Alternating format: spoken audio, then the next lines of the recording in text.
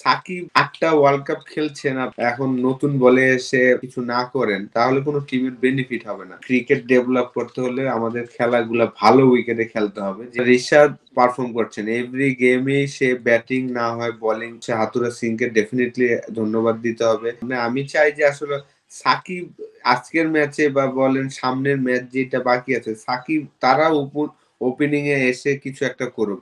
কারণ ৮টা world cup খেলছেন আপনি। আপনি যদি এখন নতুন বলে এসে কিছু না করেন, পুরান বলে যে খেলার চেষ্টা করেন, তাহলে কোনো টিমের বেনিফিট হবে না। তো সাকিব, মাহমুদুল্লাহ তাদেরকে আসলে যত বেশি বল খেলতে দিবে তখনই আসলে বাংলাদেশের জন্য ভালো হবে। আপনার রিশাদ তো ডেফিনিটলি পারফর্ম করছেন। এভরি গেমেই সে ব্যাটিং না হয় বোলিং কন্ট্রিবিউট করছেন। মাশাআল্লাহ, খুব ভালো লাগছে। বিশেষ করে বোলিংটা তো এই ওয়ার্ল্ড কাপে আমরা দেখছি যে অসাধারণ ইমপ্রুভমেন্ট। বিশেষ করে মুস্তাক আহমেদ আসাতে তার বলের টার্নটা বেড়েছে। তার আগে কিন্তু সে এতটাই স্পিন করাতে পারতো না। লাইন লেন্থ ভালো ছিল, অ্যাকুরেসি ভালো ছিল। নিউজিল্যান্ড সিরিজ থেকেই সে রেগুলার মেম্বার হচ্ছে। হাতুড়া সিংকে ডেফিনেটলি ধন্যবাদ দিতে হবে। লাস্ট টাইমও যখন সে ছিল তখনও সে একটা লেগ স্পিনারের খোঁজে ছিল, কিন্তু ওইভাবে পারফর্ম করতে পারেনি কেউ। সেই কারণে আসলে সিলেক্টরও দিতে পারেনি। কিন্তু রিশাদ ডোমেস্টিকে হয়তোবা অতটা পারফরমেন্স করেনি যখন তাকে সুযোগ দেওয়া হয়েছে, কিন্তু অ্যাটলিস্ট সে বল একটা জায়গায় বল করতে পারেন বলেই আসলে সিলেক্টররা এবং কোচ তাকে ব্যাক করেছেন, এবং নিউজিল্যান্ড সিরিজ থেকে সে কন্ট্রিবিউট করছেন, হয় একদিন ব্যাটিং এ না হলে একদিন বোলিং এ। তো এটা ভালো লাগছে। আজকে ব্যাটিং আমার কাছে মনে হয় যে ওভারঅল আসলে আমাদের নতুন কিছু করা উচিত ছিল ডেফিনেটলি। আহ সেই জায়গাটাতে তো আমরা আসলে পিছিয়ে আছি। নতুন কিছু করার চিন্তা আমরা করিও না। আমরা জাস্ট যেভাবে আছি সেভাবেই আহ, করার চেষ্টা করি। কিন্তু ডেফিনেটলি আপনাকে যারা ৮টা ওয়ার্ল্ড কাপ খেলেছেন, 17-18 বছর ধরে খেলছেন, তাদেরই আসলে টাফ বোলারদের এগেনস্টে যে এই সিচুয়েশন গুলো হ্যান্ডেল করা উচিত। যেহেতু আমার মনে হয় যে ওই এক্সপিরিয়েন্সটা তাহলে আর কবে আমাদের কাজে লাগবে। তো সেই জায়গায় আমার মনে হয় যে আমাদের আরেকটা ম্যাচ বাকি আছে আফগানিস্তানের সাথে। ডেফিনেটলি সেটা আমরা জিততে চাবো।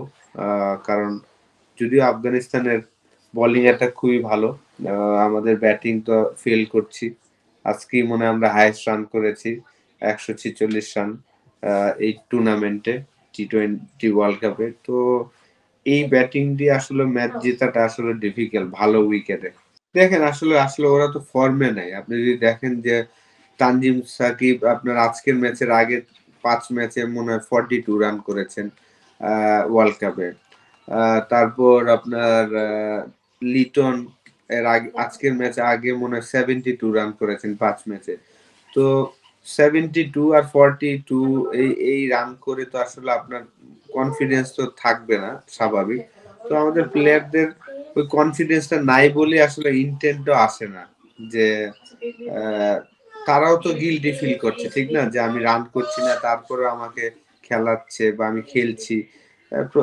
কারণ তারাও তো মানুষ, ঠিক না, তাদেরও একটা গিল্টি ফিল তো আসে যে আমি পারফর্ম করতে পারছি না। বা ফার্স্ট বল থেকে যে আবার মেরে আহ শান্ত আপনার তানজিম তামিম দেখেন নেপালের সাথে প্রথম বলই ডাউন উইকেট যে পেস বোলারকে না দেখে আউট হয়েছেন। পরের ম্যাচে হাফ ভলিবল পা না নিয়ে সামনে জায়গায় দাঁড়িয়ে বোল্ড হয়েছেন। তো ওই যে জিনিসগুলো তো ব্রেনে থাকে আপনার। যেহেতু আমি প্লেয়ার, আমি ব্যাটসম্যান, আমি যদি রান না করি, তো যতই আপনাকে আমি লাইসেন্স দেই যে যাও তুমি ফ্রি খেলো, ওই ফ্রিনেসটা আসে না একটা প্লেয়ারের কাছ থেকে। আহ, এটা আসলে তাদের আর দোষ দিয়ে তো আসলে লাভ নেই। প্লেয়ারও নাই আমাদের হাতে যে আপনি তাদের বাদ দিয়ে আরেকটা প্লেয়ার আনবেন। যদি এটা হতো তাহলে তো আসলে 2021-22 দুইটা ওয়ার্ল্ড কাপে তারাই ছিল, ঠিক না, এবং তারা আবার 2024 ওয়ার্ল্ড কাপে টিমের মধ্যে। তো আমাদের হাতে প্লেয়ারও নাই, এবং ওই ফর্মে না থাকলে আপনি এই সমস্যাগুলো হয় স্বাভাবিক। আইসিসি ইভেন্টে এমন কিছু আমরা করি নাই, যদিও এইবারের এইটা আমাদের সেরা ওয়ার্ল্ড কাপ, আপনাকে এটা বলতে হবে। ঠিক না? ৮টা ওয়ার্ল্ড কাপ খেলেছি, ৮টা ওয়ার্ল্ড কাপের মধ্যে এই ওয়ার্ল্ড কাপে আমাদের ৩টা জয়। তার মানে তো এইবার সেরা ওয়ার্ল্ড কাপ খেলেছেন। আ তো এখন আপনি এইটাতে আর আনসার তো আর কিছু বলার নাই। সুপার 8 এ এসে আসলে জেতা হারাটা পরের কথা। ভালো ক্রিকেট যদি খেলতে পারতাম তাহলে ভালো লাগতো। ভালো ক্রিকেট তো আসলে আমরা খেলতে পারছি না। ২ টা ম্যাচই আমরা ভালো ক্রিকেট খেলি নাই সুপার 8 এ এসে। ফার্স্ট রাউন্ডে আমরা ভালো ক্রিকেট খেলেছি। উইকেট আমাদের ফরে ছিল। উইকেট ডিফিকাল্ট ছিল। সেখানে আমাদের বোলাররাও ভালো বল করেছেন। ব্যাটসম্যানরা অতটা ভালো করতে পারেনি। তারপরে আমরা ৩ টা ম্যাচ উইন করেছি। তো পরে সুপার 8 এ এসে ২ টা ম্যাচই কিন্তু উইকেট ভালো ছিল। সেখানে আমাদের ২ টা ডিপার্টমেন্টই ফেল করেছে। ব্যাটিংও ভালো করতে পারেনি, বোলিংও ভালো করতে পারেনি। যখনই আমরা ভালো উইকেটে ক্রিকেট খেলি, তখন আমাদের স্কিলটা বোঝা যায় যে আমরা কত পিছিয়ে আছি। যখনই উইকেটে একটু ডজি হয়, তখন আমাদের বোলারদের স্কিল মনে হয় যে অনেক অসাধারণ। আ এটা আমরা ২০২৩ ওয়ার্ল্ড কাপেও দেখেছি যখন আমরা ইন্ডিয়াতে ওয়ার্ল্ড কাপ খেলতে গেলাম। সেখানে দেখা গিয়েছে যে আমাদের বোলাররা অতটা স্কিলফুল না ভালো উইকেটে। ব্যাটসম্যানরা তো ফেলই করছেন। তো এখন আমাদের ক্রিকেট ডেভেলপ করতে হলে আমাদের খেলাগুলা ভালো উইকেটে খেলতে হবে। যেখানে আমরা ব্যাটসম্যানরাও ইমপ্রুভ করতে পারবো, আমাদের বোলাররাও স্কিল ডেভেলপ করতে পারবে। ভালো উইকেটে কিভাবে সিম হিট করতে হয়, সুইং করাতে হয়।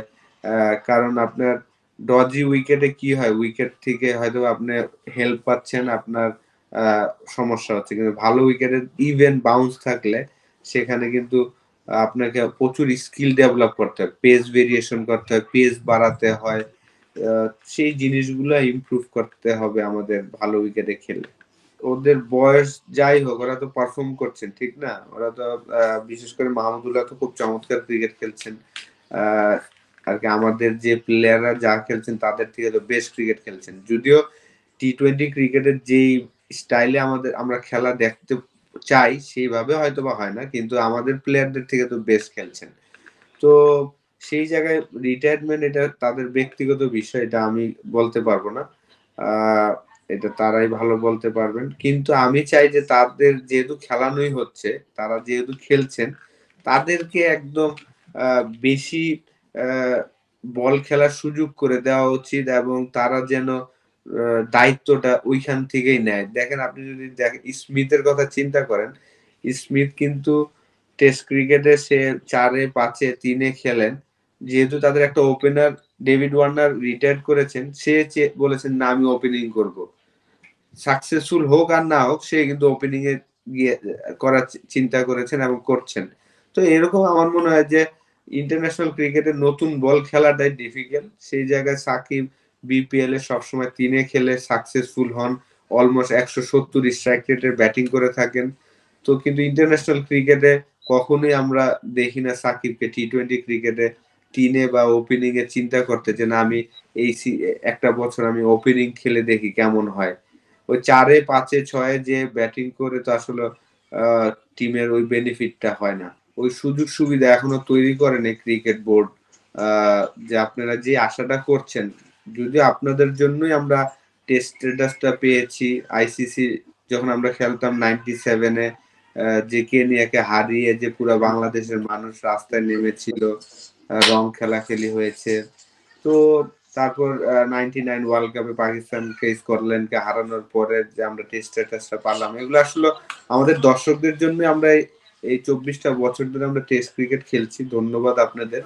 কিন্তু আমাদের যারা বোর্ডে আছেন আমার মনে হয় যে উনাদের এখন সময় এসেছে যে আসলে আমাদের পুরা ক্রিকেটটা যেন পুরা বাংলাদেশে ছড়িয়ে দেওয়ার মতন সময় এসেছেন।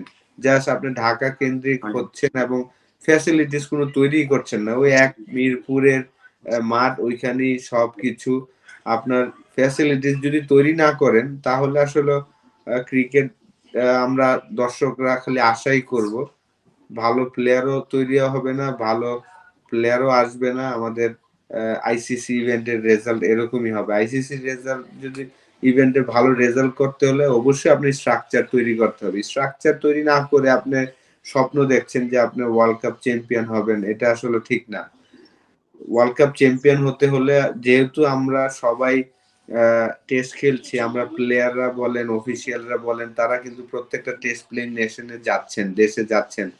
তাদের সুযোগ সুবিধা যদি দেখেন, তারপর আমাদের কোনো সুযোগ সুবিধাই নেই। আপনার আমাদের ন্যাশনাল টিমের যে সুযোগ সুবিধাটা দেওয়া হয়, এটা একটা ক্লাব ক্রিকেটের একেকটা টেস্ট নেশনের, যেমন আমি এখন পোস্টমাউথ ক্রিকেট ক্লাবের হয়ে খেলতে এসেছি। তাদের এই সুযোগ সুবিধা আছে।